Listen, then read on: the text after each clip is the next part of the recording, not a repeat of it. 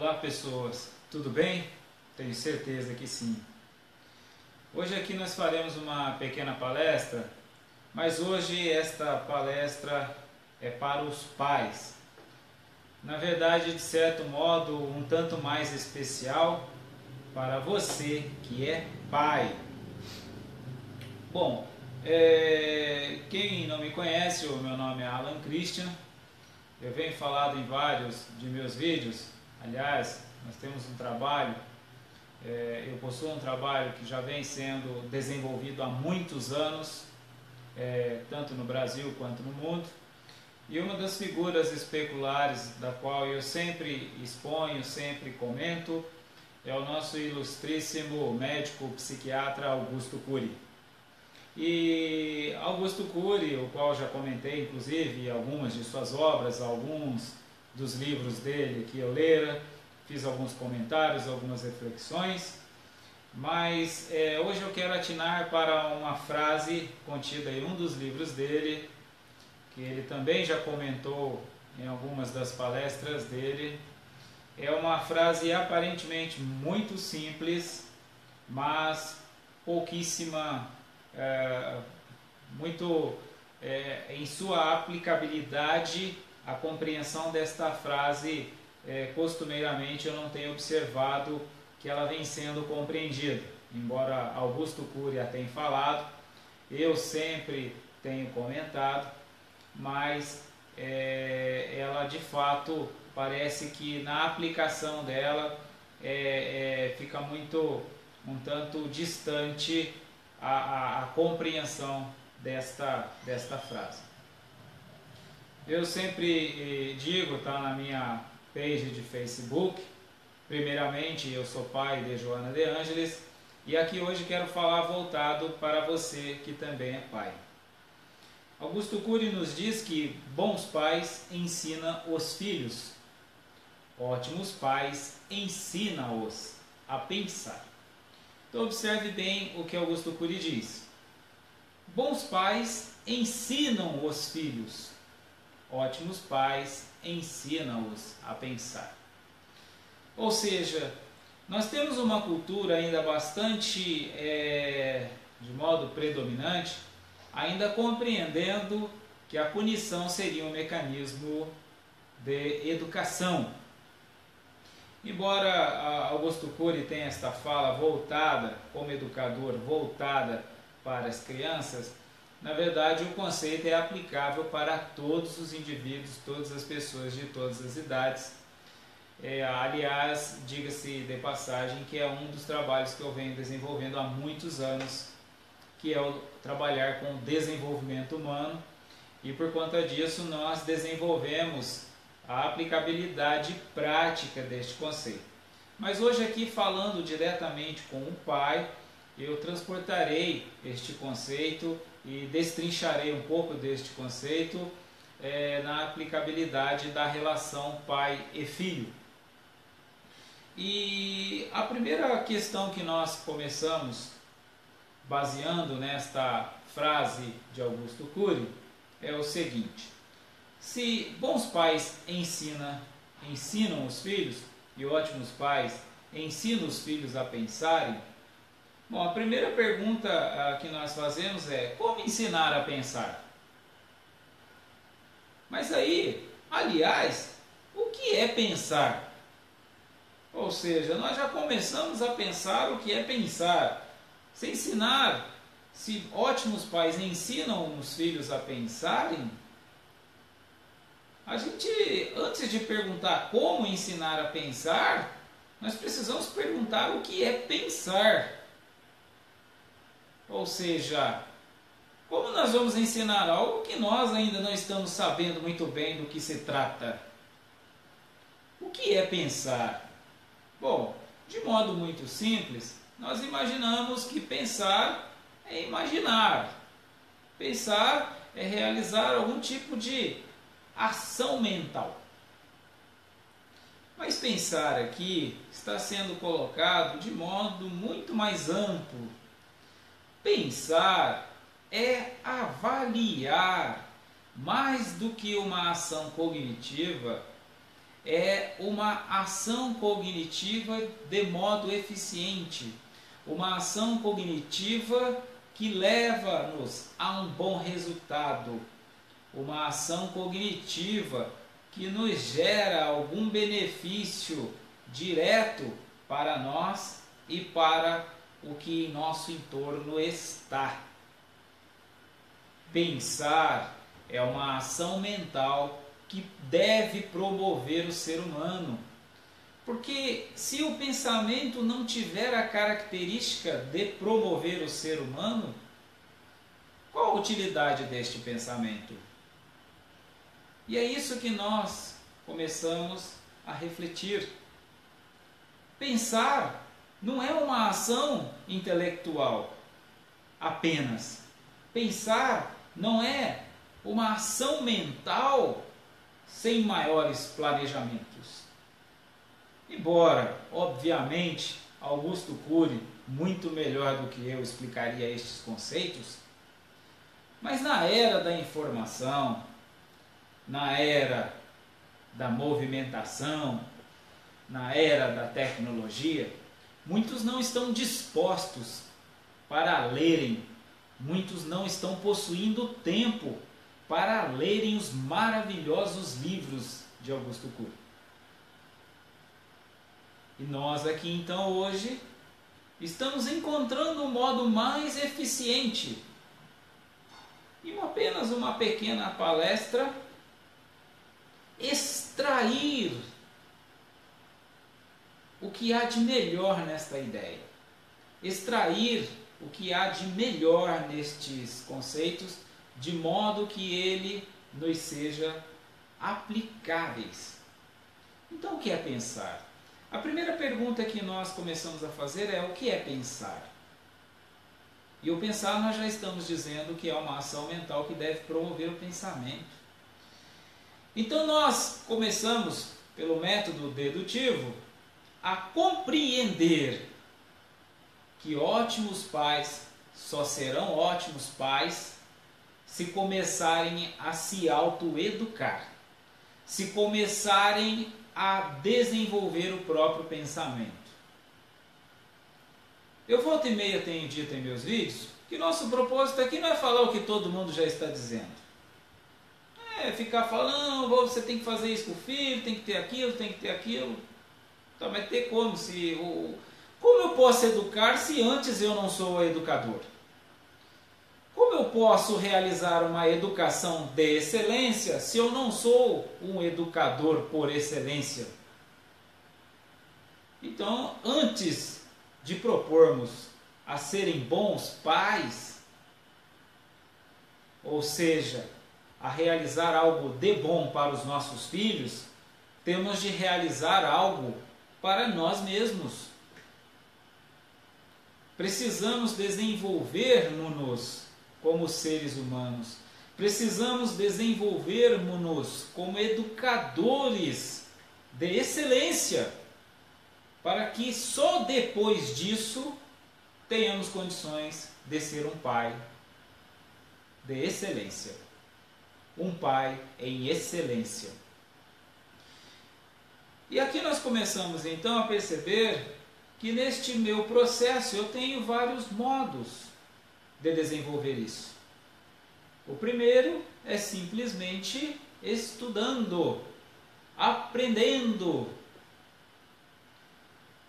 Se alguém me perguntasse, mas Alan Christian, você está dizendo que o pai tem que estudar, dedicar, formar? Sim, as pessoas não fazem isso para ser um pizzaiolo, para serem um médico, não ficam 5 anos, 8 anos numa universidade para poder realizar um ofício que lhe gere uma renda, uma remuneração, diga-se de passagem que às vezes nem atinge a casa do R$1.000.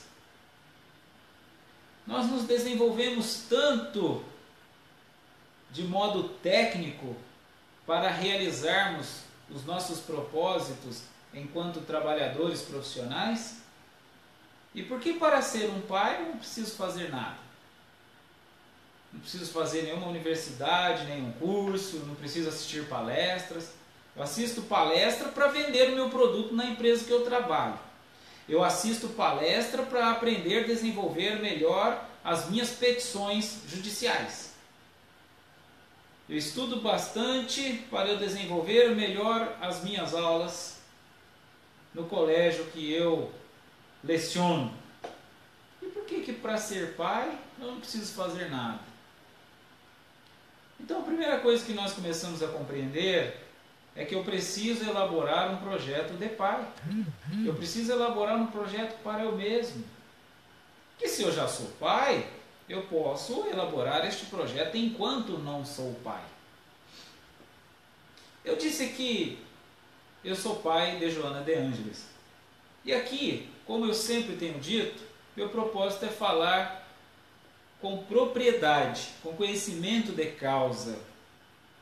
Então aqui falarei um pouco da minha história para que nós possamos entender este projeto, o projeto que eu já fiz. Bom, eu casei-me no ano 2000 e perpassei por 10 anos elaborando este projeto.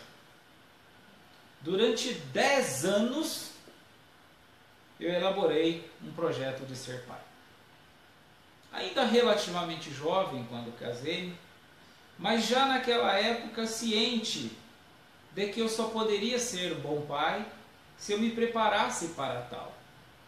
E sempre me interessei em estudar o tema, assuntos relacionados à psicologia, assuntos relacionados à sociologia, assuntos relacionados à filosofia, mas tudo isto de modo que um pai pudesse oferecer a um filho. Observe que eu estou dizendo que eu estudava estas coisas, buscava estas coisas, mas de modo que elas pudessem ser aplicáveis para quando eu tivesse um filho.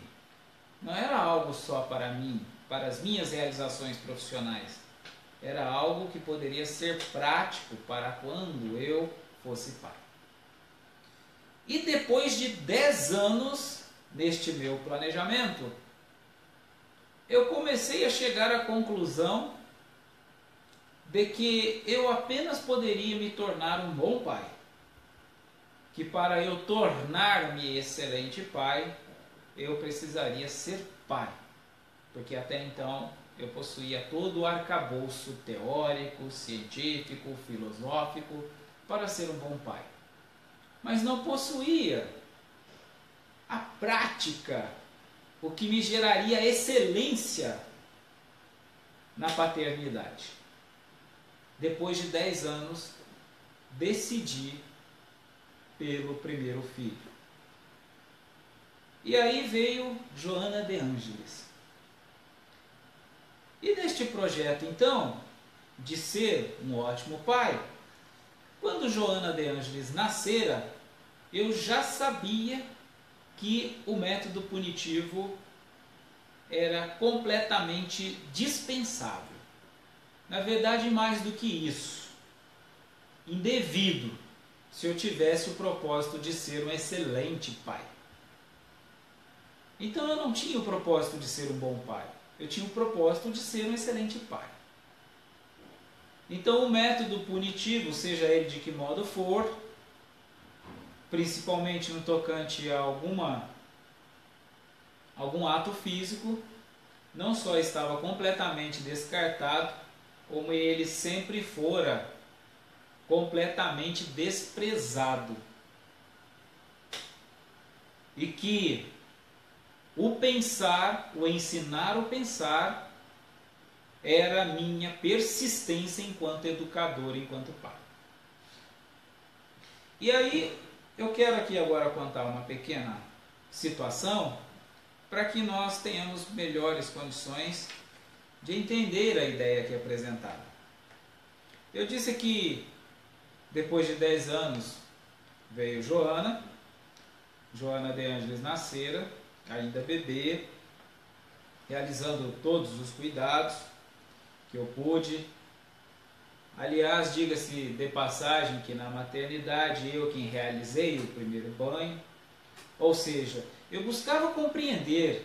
Eu não assumia a postura que alguém seria responsável por aquele filho.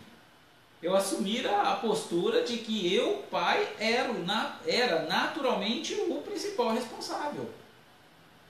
Pois a mãe estava naquele momento sem maiores possibilidades físicas. E quem na ordem natural das coisas deveria ser o maior responsável? Logo eu, pai.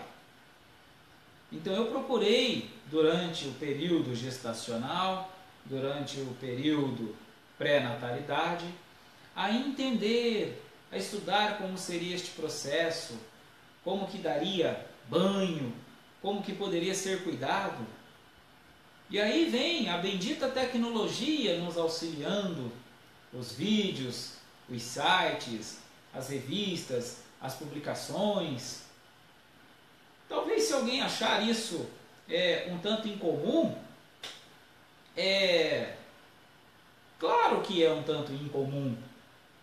Se fosse comum, eu não estaria aqui. Vocês não estariam aqui me ouvindo. Como eu tenho dito, o meu propósito não é falar aquilo que todo mundo está falando e que todo mundo também não está entendendo, que todo mundo não está compreendendo. Nosso propósito aqui é falar transcendentalmente, transcendendo os velhos paradigmas, para que possamos ter resultados excelentes. Então, estudando este período pré-natalino,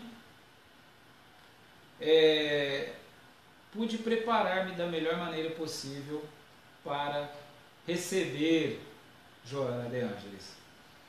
Então, nascera minha filha, eu pude oferecer estes cuidados já na maternidade, viemos para casa, e pelo fato de eu ser trabalhador autônomo naquela época, aliás, diga-se de passagem que sou empresário desde que iniciei meu trabalho profissional, embora sempre desenvolvi atividades profissionais variáveis, mas sempre tive uma certa flexibilidade.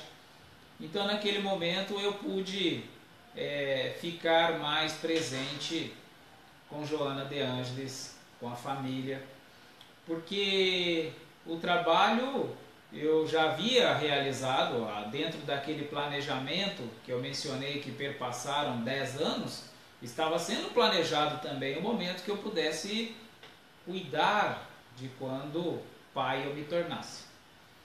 E aí Joana de Ângeles vindo, pude oferecer os cuidados, os primeiros dias, e aí iniciou então um processo.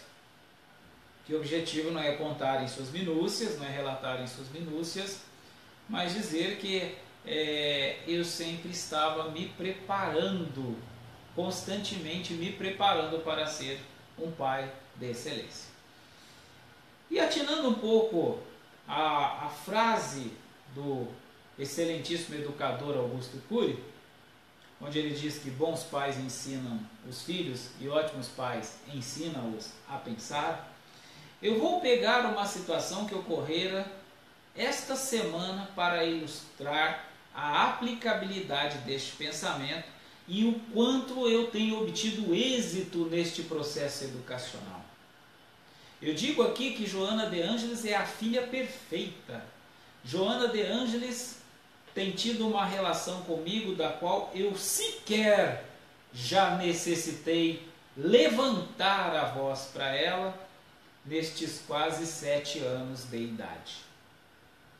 Porque desde então tenho mantido em foco o meu projeto de excelente educador. E a situação que aconteceu esta semana fora muito interessante, chamou a atenção de mim mesmo diante deste meu projeto de pai, diante deste meu processo educacional, que está e continua em constante desenvolvimento. Mas a situação foi a seguinte: como eu disse, eu não tenho método punitivo. Durante todos estes anos, eu apenas precisei colocar Joana sentada para pensar uma vez. Que ela tinha mais ou menos os 3 ou 4 anos de idade. Foi quando ela estava se descobrindo como ser humano autônomo, né, que realiza, que tem livre-arbítrio. E eu disse para ela que não fizesse, não me lembro nem o que era, mas que ela persistiu. Eu peguei ela então pelos braços e coloquei ela sentada no sofá e disse que ela não iria sair. Ela se levantou e eu coloquei ela novamente e falei para ela que ela não iria sair mais. E ela ficou no sofá. Depois deste dia, eu nunca mais precisei segurar nos braços dela para que ela não fizesse algo. E o que eu estou atinando aqui é que eu também não precisei elevar a voz. Aliás, eu disse que a voz eu nunca elevei. E a situação desta semana me foi muito interessante porque ela culmina no desenvolvimento deste processo educacional. Eu esta semana fui acordá-la. E ao acordá-la, eu disse para ela a seguinte coisa: Joana, acorde, por favor. E eu tinha o hábito de quando algo eu digo para ela que ela contraria ou que ela não atende, eu digo para ela que vou contar até 3 para colocar ela para pensar. E eu não falo pensar, eu falo castigo mesmo. Que eu vou colocar ela no castigo. Um dia até um pedagogo me disse: mas por que você diz castigo e não pensar? Eu falei: é porque eu não tenho nada que seja constrangedor.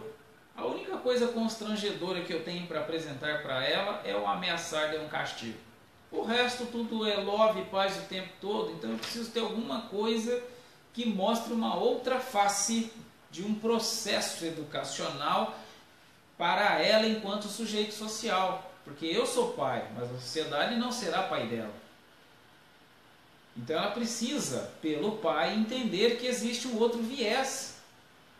Então eu utilizo o termo castigo, para que ela tenha a conotação de algo negativo. E aí eu disse para ela: acorde e não espere eu contar até 3.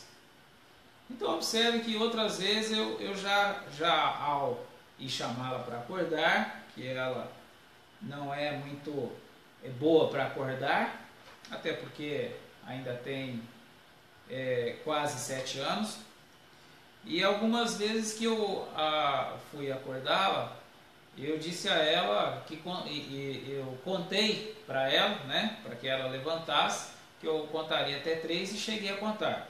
1, 2, normalmente no 1 ou no 2 ela sempre levanta. Então eu estava sendo, nestes momentos, um bom pai, porque eu não precisava pôr ela de castigo. Ela compreende a nossa relação de respeito, que não é uma relação de autoritarismo. Em momento algum eu disse para a Joana que ela não é dona do nariz dela, bem pelo contrário, não sou o proprietário dela. Meu objetivo não é ser doutrinador, proprietário dela, e sim educador, que ajuda ela própria a conduzir-se para fora de si mesma. Então eu disse a ela, né, costumo contar normalmente no 1 ou no 2, ela acorda, mas neste meu propósito em tornar-me pai de excelência, pensei comigo antes de chamá-la.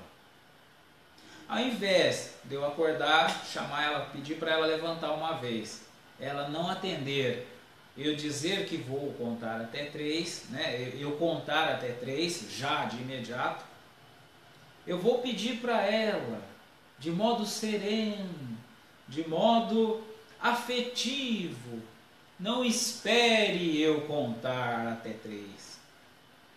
E aí eu disse para ela, cheguei, aproximei-me: Joana, está na hora de acordar.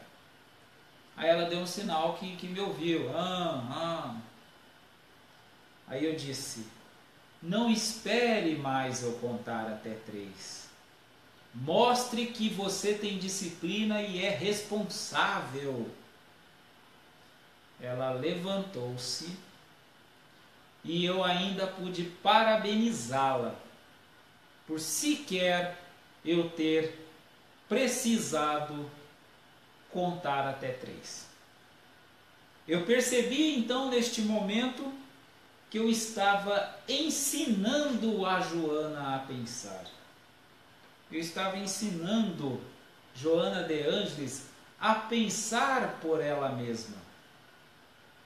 E aí eu pude entender na prática a frase de Augusto Cury: bons pais corrigem os filhos, ótimos pais ensina-os a pensar. Então, nesta nossa pequenina palestra, que é uma palestra voltada para o pai, que sejamos pai ou pais educadores excelentes. Que sejamos pais que tenhamos consciência da necessidade deste processo educacional excelente. Porque tudo mais é mera consequência. De nada adianta trabalharmos de modo punitivo, trabalharmos corrigendas, porque nós teremos poucos resultados ou poucas possibilidades de melhores resultados.